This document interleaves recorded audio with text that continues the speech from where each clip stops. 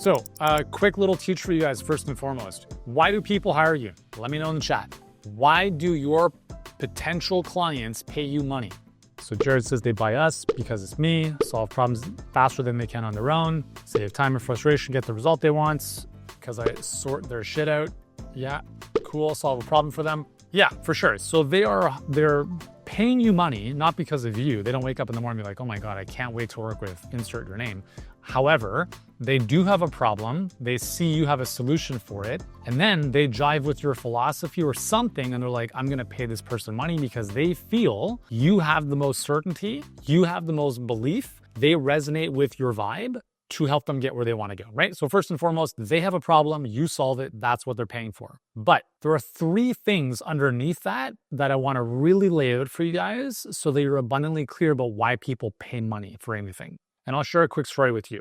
So 2 weeks ago, I was at our house in Mexico, just kind of finalizing some stuff, and I had a bunch of questions. And I was like, oh shit, I don't know about this. And I lost sleep one night because I was thinking about this. Have you guys ever lost sleep thinking about something in your head? Where if this, oh my God, okay. So next morning, I send my lawyer a text. I'm like, hey man, can we jump on Zoom tomorrow? He's like, yeah, for sure. So I had 3 questions. And on that Zoom call, I asked them those 3 questions. After that Zoom call, I felt better. So it was a good reminder, the number one thing that your clients, or you can provide to your clients, and I would argue part of the reason you guys are here, is for clarity. And clarity is the result of the question, what should I do in this scenario? So if you think about the reason people don't have what they want is 1, because they don't know how to get it. They don't know what to do. And so clarity is a strategic question. Strategy is what to do.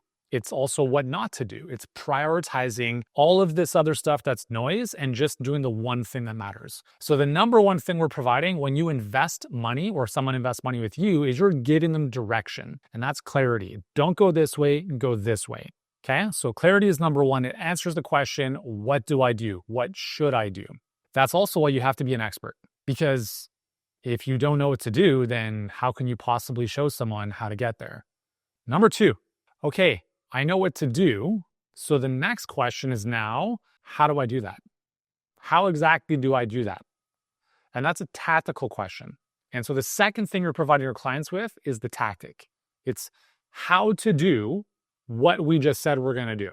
And once again, you guys have to have walked the path, either for yourself or other people, because now you have a step-by-step recipe to show them step-by-step, here's how you go from where you are to where you want to be. And so in your marketing, you want to be able to articulate, people have to believe that you know what you're doing. You have to have some type of recipe to your madness.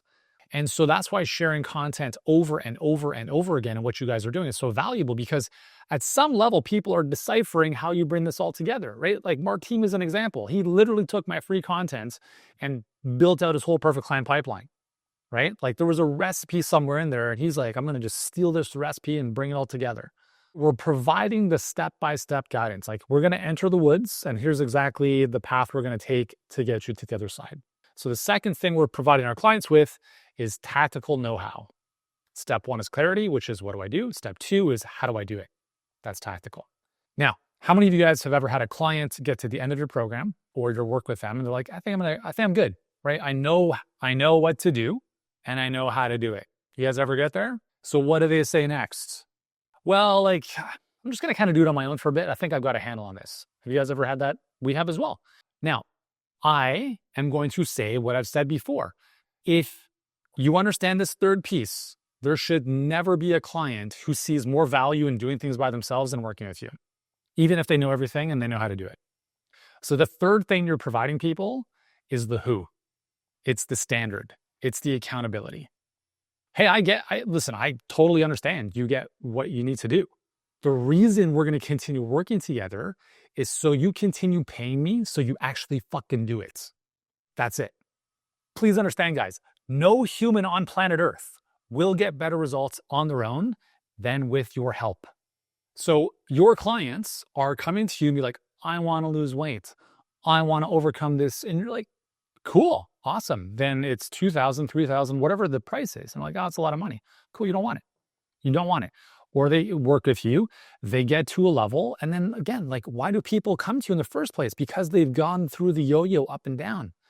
And you want to think about, when has there been a moment in life? When was there a time in your life where you felt unstoppable, on top of the world? What was different then? You probably had clarity about what you wanted to do. You had a compelling reason why. You most likely had some type of scoreboard that was keeping score of your progress. And I'm willing to venture to say that you probably had a coach or a mentor or someone. Is that fair to say? Cool. So let's just get back there. There's a reason that I've worked with coaches and mentors for the past 15 years in a row now, and sometimes multiple at the same time. I'm like a polygamous student. I don't need like a monogamous relationship with one coach. I have coaches for different things. Just because I invested in one doesn't mean I can't invest in another. But when I struggled the most is when I didn't have coaching. And it's funny because I'm like, dude, you think you can build this business by yourself and you have no experience doing so? I wish I would have reminded myself even earlier, like, hey, how did you end up going to play pro soccer? Did you get there by yourself? No. I had coaching. I had coaches. I invested in coaches every single step of the way, because even though I knew how to play, I was going to get to another level with the right feedback and the right coaching, the right guidance. So it's the same thing with your clients, guys. When you get to the end of the trade or you get to the end of a paid program with your clients, amazing, right? That's a great start, but it's not about where you start, it's where you finish. And I bet Mr. or Mrs. Client that you didn't come here to get 3 months worth of results. You want to keep these results forever and improve. Wouldn't that be true? Yes. So what's the likelihood of you getting there by yourself compared to continuing working with me? Not great. Now listen, like, you can tell me I just don't enjoy working with you, and that's totally cool. But if you're enjoying this and I'm enjoying this and you're getting good results, why don't we just keep it going? Okay? Because it's not about giving you new stuff. It's about mastering what's true. But Yuri, I already know I have to walk every day. Great. How many times did you walk last week? 6? Why didn't you do 7? So that's why I'm saying, like, the importance of doing these small things on a daily basis is so important. So even if I hired someone to just make sure I stayed consistent with that, would be the best investment I ever make. And I would venture to say for you guys, what you provide for your clients doesn't have to be much more than that. But you have to be you have to be able to sell them on that. Because they think they're going to do things on their own. Like, I'm just going to do different. No, you're not. Just do the same stuff over and over again, because you will transform as a person. Does that make sense, guys? I thought I had this great funnel and all this stuff set up, and nothing seems to be converting on both sides. So, well, you got to identify, like, there's obviously a blind spot, right? So why are these people not converting? That's a blind spot. We don't know. So, like, it's usually helpful when there's a little bit of clarity. Clarity can come from metrics. When something's not working, right? I like to really break all the math down, because even in this case, on, let's say again, total 30 clicks, even a 10% conversion rate is only 3 people, right? So to ask for an even greater than 10% conversion rate on anything is like a miracle. So just from a numbers perspective, the fact that you have a couple applications is amazing. I would venture to say that you'd probably have more if the offer was more compelling and more clear, right? So we have, a bunch of people who've given us numbers in the chat. Thank you guys. This is how we get better, right? Honest feedback. So we want to think of, and this is the tricky thing that I mentioned to you about heart health, right? Is we have to think about what is the problem that is keeping them up at night that they want to solve. And that should be the offer at the top right here, right? Angina no more, right? Like, whatever, like chest pain be gone. Whatever that frustration is, that current state problem, that's what we'd want to address. And it's less about like applied to work with me, applied for the program. And it's more about, get the solution. So that's kind of where the headline kind of comes in. The subhead to be like, apply for a free call to see if you qualify for us to help you reverse that or stop or solve this problem once and for all. So the offer and how it's positioned and articulated is everything. And so that's why, guys, like, please understand, when you say something is not working, there's 4 reasons, right? The 4 growth killers. People don't know you, right? They don't know you exist. They do know you exist, but they don't understand what you offer. They understand what you offer, but they don't want it. That can be going on here. Or number 4, they don't trust you. So we have to always keep those top of mind. And when you are emailing your list and they're not responding or biting to the thing, it's usually because they understand what you have to offer, but they don't see why it's beneficial to them. So that's why I say it's usually an offer issue, and it's just an articulation to be more clear, more compelling there. Again, what's the value of the call? Remember, there's 4 offers. In the context of a webinar funnel, you have an ad. Offer number 1 is, why should I click the link? Why shouldn't I just keep scrolling? So there needs to be a compelling offer to click the link. Second offer, they land on the landing page. Why should I opt in? Why should I take my time to watch this thing? Why should I give you my name and email? That's the second offer. Third offer is in the webinar, which is to book the call. So now they're thinking, why should I book a call? Like, who cares? So that's congruent with the next page or wherever the application is. That booking call is, in my experience, the biggest area of improvement for this type of funnel. Because the call, unless you're The Rock, unless you're a celebrity, the call can't be positioned initially about us working together. It needs to be about you solving this problem. On this call, I'm going to help you understand this. I'm going to help you see this blind spot. We're going to fix it. And then I map out a game plan to solve it once and for all. So it's more about what's in it for them as opposed to working with you. Down the road, you can certainly shift it if you want to. But the 3 things you also have to remember, guys, for any of these offers, and the 4th offer is on the call, right? Your coaching program. So what? Who cares? What's in it for me? Those are the 3 things you always have to be answering in everything you do. Person scrolling on the internet, they come across your ad. So what? Who cares what's in it for me? They land on your landing page. So what? Who cares what's in it for me? They go through your webinar. So what? Who cares what's in it for me? You always have to be answering those questions because the person's thinking about that consciously or unconsciously. Does that make sense, Samir? So what I need, Yuri, right now, I think is a whole new strategy around how to organize and approach DMs.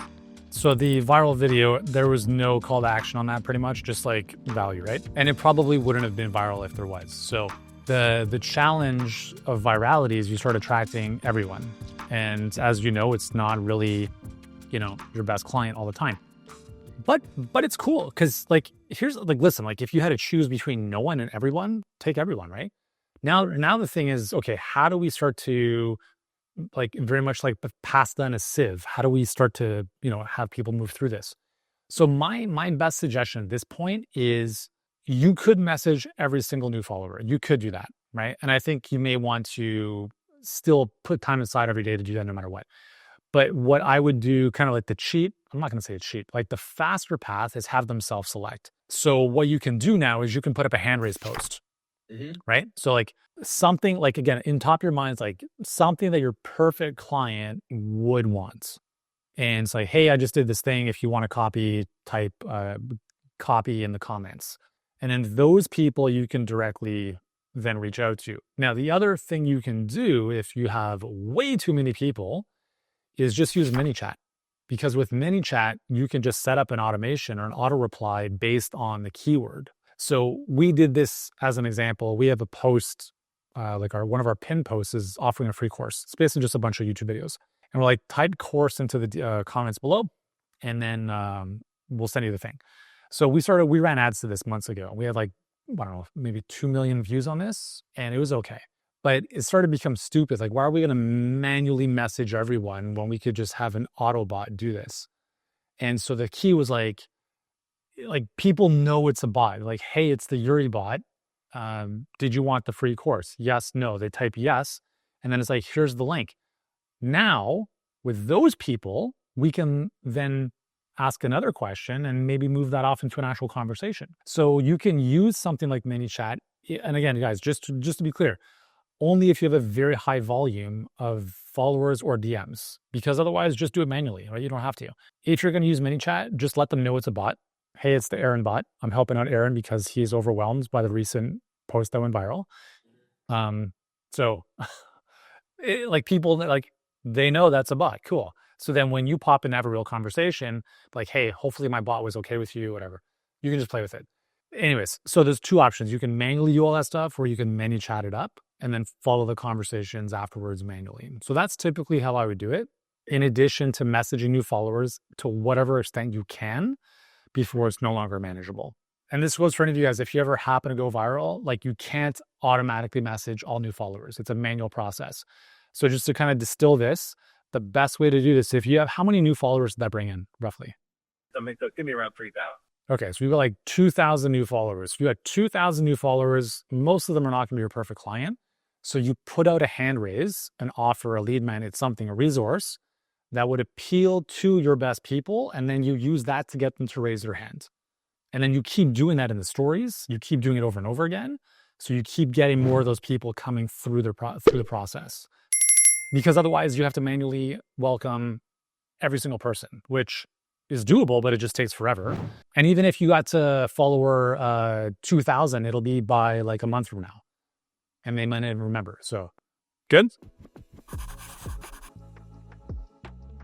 My question is around, what do you call it, the big five or whatever. So the one that really gets me is commenting on larger accounts. And I have this resistance to it, which is kind of like, I want people to come to me themselves. I don't want to like piggyback on other people or something like that. And so just wondering if you could help me understand the value of that and support me with changing my mindset with that. Sure, dude. Listen, I'd love to get in shape without having to work out.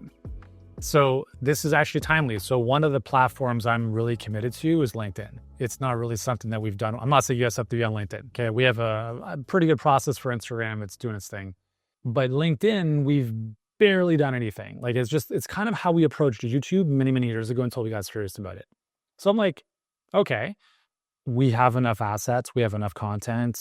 I really believe this is an amazing platform for our business. So what am I doing? Every single day, I'm creating an epic piece of content, which then is, it's already created somewhere else, or I'm creating it and then it can be leveraged on YouTube, for instance.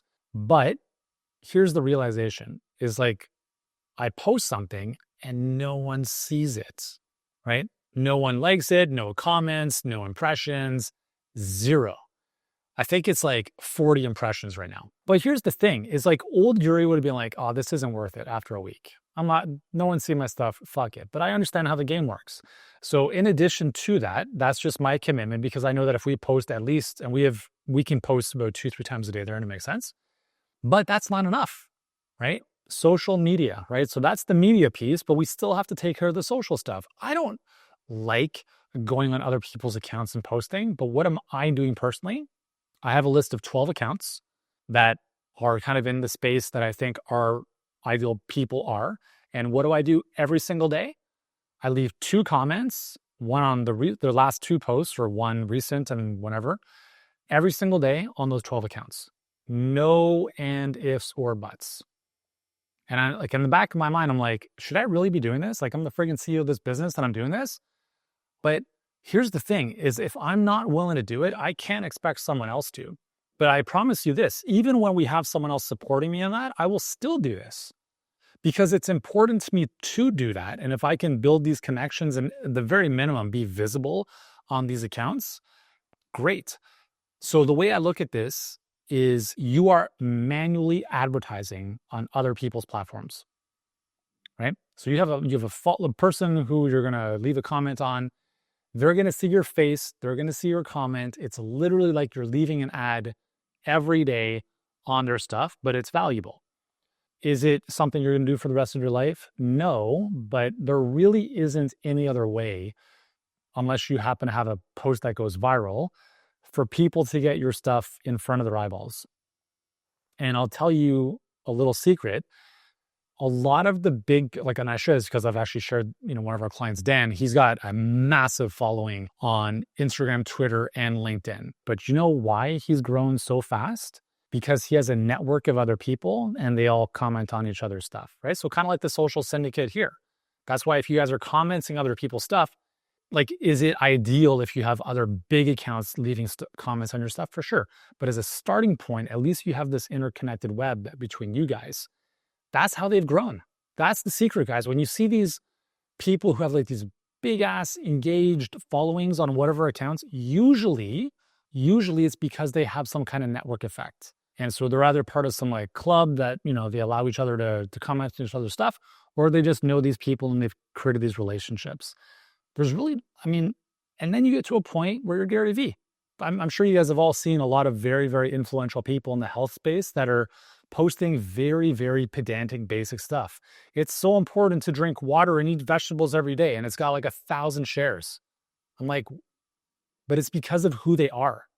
It's the messenger, but they didn't become the messenger without first being very clear about their message and then doing the work to just get it out there. So does that help? My question is, I'm kind of struggling with getting around the pricing aspect of things. I do have two, and then when I went into pricing on what that would look like, no, we're not going to do it moving forward. Always, always, always, always take ownership. Always. What did I do? What can I learn? What am I not learning here? How am I not showing up in alignments? Like, it's always on us. And we're like amateurs goes like, oh, these leads are shit. It's like, no, you're just fucking shit at selling. How about that, right? Or you have no conviction and with your price for what you're offering. So The problem is, like, I don't have the confidence right now. I can tell, right? I can tell in your tone, how you speak about it. Guess who else can tell? Everybody else. Yeah, right? So are these conversations like via DM, or are you actually on a phone or on Zoom with them? I was on the phone with my two beta clients, and that I was in a DM with the other. Okay. These are all people that I know, right? So that's another part of it. Like, Yeah. no doubt. Yeah, like it's generally like it's going to be tricky to have the pricing conversation at that price point via DM. Like you want to, because you can't have the back and forth. Like you can certainly post something to them, but then they may never reply, or they might take 2 days to think about your question. But if you're on a Zoom call or on a call with someone, now we're in the pocket together. So let's talk about this. Like, I understand you're scared out of your pants. Let's talk about what's going on. Like, that's, if you think of like, why would someone, there's only 3 reasons why people don't want to work with any of us. One, they don't want what they say they want, so they're comfortable. Cool. Like, are you an average person? Like, do you want to stay mediocre, or do you actually want to solve this? That's the first part of the conversation. And you have to really push people on that. But like, honestly, really, I just don't get the sense that this is important to you. Like, I'll tell people that if they're just giving me these bullshit answers. Anyways, let's say they want the transformation. 2, they don't actually believe they can improve. They don't believe they can get better. I don't think that's your situation. That's more common with people who have like health conditions that have been going on for a long time, or maybe they've gone through these up and down weight, yo-yoing weight loss thingamajigs. So it might apply. 3rd is they don't believe in you. So they don't believe your solution can help them. And it really comes down to one of those 3 things, or a combination of them. If someone gets to the point where they're basically saying it's too expensive, more or less, it's the money thing. Okay. So if it's a money thing, it's like, cool. So I'll just play this out. I'll be you. You can be the prospect. Cool. So you're going to say like, it's a little bit too much. And I'm going to say, hey, really, when I hear you say the money, like it's too expensive, what I'm hearing is that the money is a big concern for you. Is that fair? Yes. Okay. So if that's the case, then like doing it properly the first time will save you money rather than doing it wrong twice. So right now, wouldn't it make sense that you want to keep wasting time and keep wasting money with solutions that are clearly not working? Or do you want to solve this once and for all and save money today? No, like I really want to say like, cool, like, well, what else? Like if we don't move forward together, what else are you going to do? And they're going to say some other shit. Like all the stuff they said is probably stuff they've done that hasn't worked. Well, and it's the thing that's like frustrating a little bit for me is I work with people that are in the horse industry. You know how much it costs to feed a horse? Yeah. Or to do anything with a horse, especially like a vet bill? That was another part. One of my clients was like, well, I just had a vet bill for my horse. Like, cool. What if you're dead? Yeah. What if you're too out of shape or too unhealthy to even get on your horse? What's the point? People will always do more for other people and other animals than they will for themselves. And so this is what the conversation leads to. So let's just play this out. So let's say your horse needed veterinary care. What's a common, like, is it hoof injury or something else? Or if you get out of there for $500, that's very cheap. So $500 to $2,000 per UV. Okay, cool. So let's say you took your horse to the vet and the vet said, hey, really, we actually, we found something that we really need to do surgery on. Otherwise your horse is going to be put down. It's going to be $3,000. Oh, they'd do it. They'd do it in a second. Okay, cool. Fair enough. How is this any different? I guess maybe it's the problem's not big enough for them. That's what I'm saying. Like that's the question you want to ask them. So another example I use, like, let's say, hey, listen, I totally understand the money's a lot. You want to make sure you're making the right decision. Let me ask you this. If your kids were kidnapped and you had to come up with $3,000 to get them back, would you find a way to come up with the $3,000? And every parent will say yes. Like, yeah, because you're an amazing mom or an amazing father, etc. But you won't do it for yourself here. And then they're going to sit with that. And then the real objection is going to come up. The real thing will come up if they're honest with themselves. They'll be like, well, how do I know it's going to work? And then it's like, I don't know, you tell me. So being able to stay in a conversation with someone, there's two things. One, you have to know what to say, right? The words. The second thing is the conviction, which comes into how to say it. Like you want people to, you could speak a different language and they just have to feel you. And they're like, I don't know what you're saying, but here's my money. Let's just keep going. And that's just like an energy that you have to bring into these conversations. And you have to be so convicted in what you do, even if what you do, you don't have the, like, let's say you don't have the track record that you will in a couple of years from now. If someone works with you, you know you'll get them in better shape, right? Okay, what would be the reason someone would not, this is what I love about the human body, like from a physical perspective. What would be the reason someone would not get better results with you? It wouldn't happen. I mean, Like, I didn't do it. yeah. Like if someone did push-ups every day, they will get stronger. Like if someone ran every day, they will get faster or more enduring. It's like the body is so predictable. So it's like, what's the likelihood that you invest, Mrs. Prospect, you invest to work with me to continue working at it? What's the likelihood you're not going to get better results? Because like, and this is where I start pushing people away. Because like, I got to be honest with you, I'm the one who's actually a little bit concerned now. Because if you're telling me that you can't show up and do the work, because as much as I'd love to eat the food for you and do the workout for you, I can't, that's on you. But if you're telling me right now you can't commit to the basic plan, I don't want to continue working with you because my reputation is on the line. Do you think I want to bring a client on who's not going to do the work? No, it's a pain in the ass. I don't want your money. I want your results because it's good for you and it's good for me. But if you can't do the work, let's just call it a day right now. Like it's not going to happen. So like this, I call this unselling. Like you're like literally selling them the exit. You're pushing them away. And then if they're, a lot of people will be like, no, like I can really do it. Great. Well, let's take step one by committing today. I'm having a little bit of a hard time with the price pointing because it's not the price. It's not the price. It's the value, right? You have to be able to get them to see the value. So they paid $300 for a beta program. Let's say they pay $3,000 for life transforming. Like, what does that do for them? Like, how do they like get into the weeds with them? Like, what does this look like a year from now? If you're in the skin you want, you feel amazing in the mirror, you fit into all your clothes. They are happy with the program, but I don't know if they're willing to continue it. And this is where you get to coach them. So like you're happy and that's a problem. And what that tells me is your standards are too low. You're okay. Well, you've see, initially 30 days ago, you were uncomfortable. And then we did some work, you made some progress, and now you're comfortable. That's concerning to me because it tells me you need more coaching than ever because your standards are too low. You should be so unsatisfied right now that you can't even sleep at night because that's what winners do. That's how high performers think. But right now, your thermostat is set so low that a little bit of progress is a championship win for you. And I'm here to tell you that that's not good enough because you deserve more and you're meant for more. But by all means, it doesn't matter to me. It's your body, it's your life. But if you want to be part of the 1% or the types of people that actually get results in this world, then if anything else, if there was one reason above everything else why it would make sense for you to continue working with me, is that I'm not going to let you slide and I'm not going to let that story hold you back. I'm going to keep raising the bar for you. And what do you think that's going to do for you? So you like the very fact that kind of what we talked about earlier, it's that accountability piece, right? Most people set a bar that's too low. They need someone who's going to crack the whip to just raise the standard. So it's not about the price. You could charge $30,000, but you have to be convicted. You have to be convicted in the value. Okay. And do you think that for this person that does have a pretty good following in my niche, do you think that that's worth trying to work with her? Never. I would never barter. And I've had people ask, like I've had people make these stupid fucking barters of me too. Like, hey man, I'm like, don't pimp me out ever.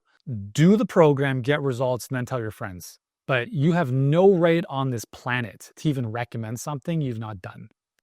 We don't even allow it. I won't even allow you to refer someone into this program if you've not gone through it. That's called integrity. That's okay. That's fair enough. That makes sense. Good? All right, awesome. Guys, thanks for hanging out. Great job on showing up. Woody Allen says 80% of success is showing up. I agree with that to a certain extent, but you also have to do the work. Keep doing the basic stuff, right? Keep doing what's true as opposed to chasing what's new. Be consistent, because it's very rare, but winners are consistent. You guys are all winners. So keep up the great work, guys. See you next week. You a health practitioner feeling burnt out in the clinic, looking to take your expertise online? Well, you've come across the right video. I'm going to show you exactly how to transition from an in-person practice to building a health coaching business online without the grind.